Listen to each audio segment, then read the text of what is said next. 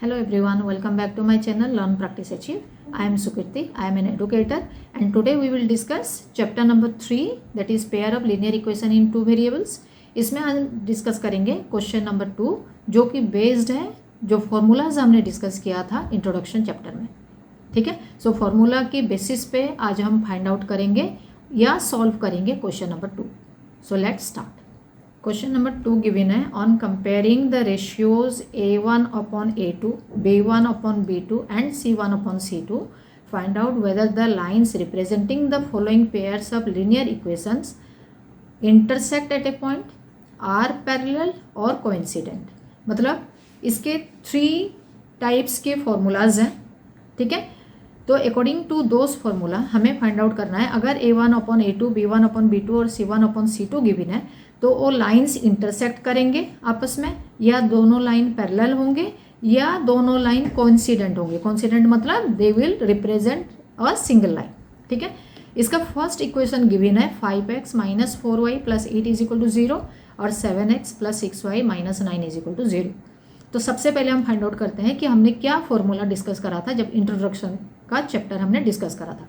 तो according to the formula a1x plus b1y plus c1 is equal to 0 और a2x plus b2y plus c2 is equal to 0, equation number 1 and equation number 2. अगर आप ये format को देखोगे और ये इक्वेशन को देखोगे, this two looks like same. ठीक है, दोनों सेम ही फॉर्मेट में है. तो अभी इसमें से हम फाइंड आउट करेंगे a1 कितना है, a2 कितना है, b1 b2 c1 c2 क्या क्या वैल्यू है अभी हम फाइंड आउट करते हैं. तो सबसे पहले a1 फाइंड आउट करते हैं फर्स्ट इक्वेशन से. तो 5 हो गया a1, माइनस 4 हो गया b1 और 8 हो गया c1. In the same way a2 7, ठीक है, b2 6 एंड c2 माइनस 9. तो सारा वैल्यू हमने ले लिया. अभी इसको फॉर्मूला में हम रिप्रेजेंट करेंगे. फॉर्मूला में जब वैल्यू हम पुट करेंगे उसी फॉर्मूला के बेसिस पे हम फाइंड आउट करेंगे whether it is a intersecting line, whether it is a parallel line or coincident line, ये तीनों में से कौन सा है. तो when a1 upon a2 is not equal to b1 upon b2. ठीक है, अभी वैल्यू पुट करके देखते हैं वेदर ये दोनों इक्वल नहीं हो रहे हैं या हो रहे हैं, उसके बेसिस पे हम फाइंड आउट करेंगे. तो a1 अपॉन a2 हो गया 5 upon 7 is not equal to minus 4 upon 6. इसको अगर आप कैंसिल भी करते हो तो ये हो गया -2 और ये हो गया 3.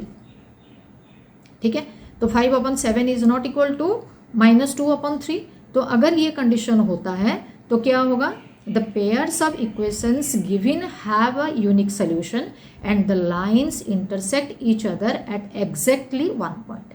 अगर a1 upon a2 is not equal to b1 upon b2 होगा तो क्या होगा, the lines intersect each other, मतलब दोनों लाइन आपस में इंटरसेक्ट करेंगे at one single point and they have a unique solution. उनका सोल्यूशन भी जो होगा वो एक यूनिक सोल्यूशन होगा.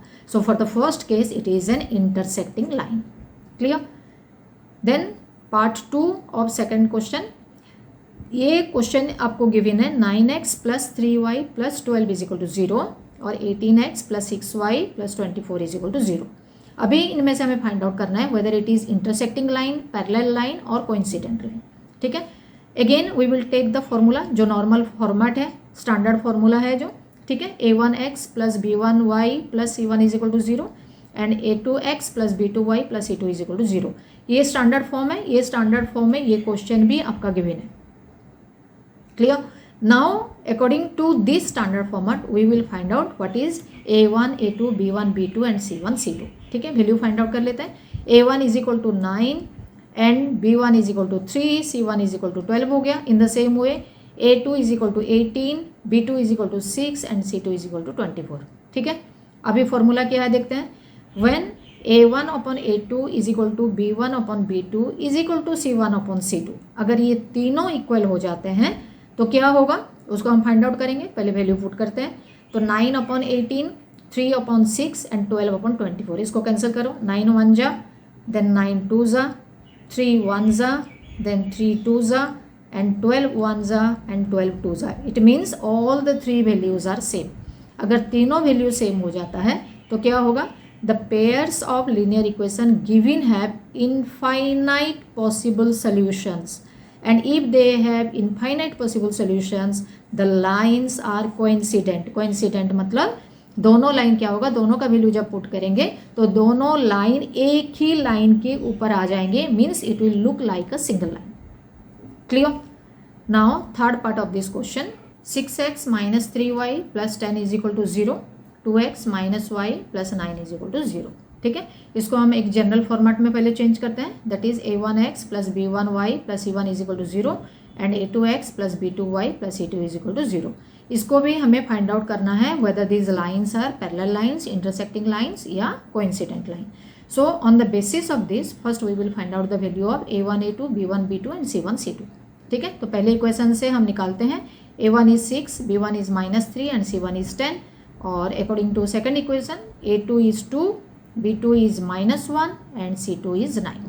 ठीक है, इसको अभी हम फॉर्मूला में वैल्यू पुट करेंगे. तो when a1 upon a2 is equal to b1 upon b2 is not equal to c1 upon c2, तो क्या होगा, 6 upon 2 -3 upon -1 is not equal to 10 upon 9. Okay, so जब वैल्यू हम कैंसिल करेंगे इसको, तो ये हो गया 1, ये हो गया 3, सो 3 अपॉन 1 और यहाँ पे भी माइनस और माइनस अगर हम कैंसिल कर देते हैं तो 3 अपॉन 1. इसका मतलब a1 upon a2 is equal to b1 upon b2 तो हो गया, लेकिन that is not equal to c1 upon c2. ठीक है, अगर ये कंडीशन होता है then what will happen, the pair of linear equations are parallel to each other and the lines never intersect at any point and there is no possible solution.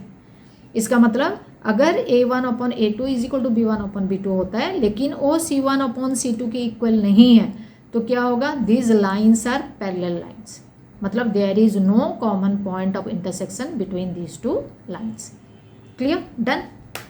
Okay students, आज हमने जो question discuss किया हुआ है उसमें अगर आपको कुछ भी डाउट है आप कमेंट बॉक्स में ज़रूर लिखिए. Not only the exercise question, इसके अलावा भी हम प्रैक्टिस क्वेश्चंस करेंगे, MCQ करेंगे और जितने भी इंपॉर्टेंट क्वेश्चन ये चैप्टर रिलेटेड है सारा क्वेश्चन हम डिस्कस करेंगे. So don't forget to watch out all my new upcoming videos. Till then keep watching. Bye bye.